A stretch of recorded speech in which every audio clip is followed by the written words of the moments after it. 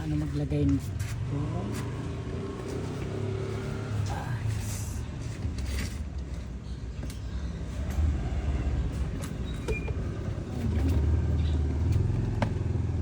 Power cushion.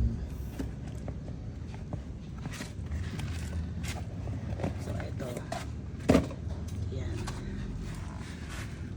Dahil maliit lang yung shock spring, kailangan nating magbawas siguro mga 2 inches para mabawasan yung dalawa,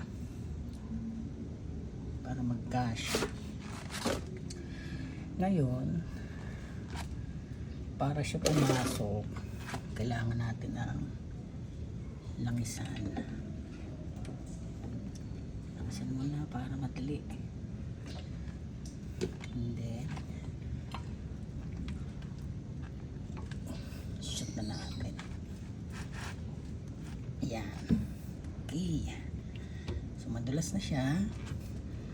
Madali na maipapasok yung kailangan may basahan. Yan. Yan. Unti-unti lang. Unti-unti.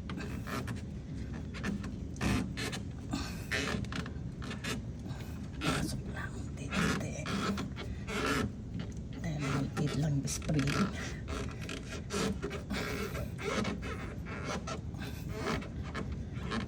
Yun. Yan. So, ganyan na siya. Okay. So, maganda.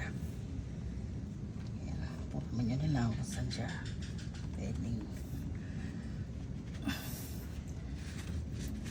linis. Yan.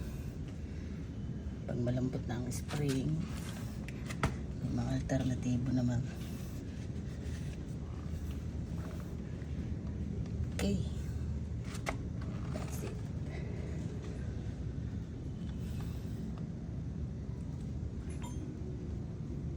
Para naman to sa kabila.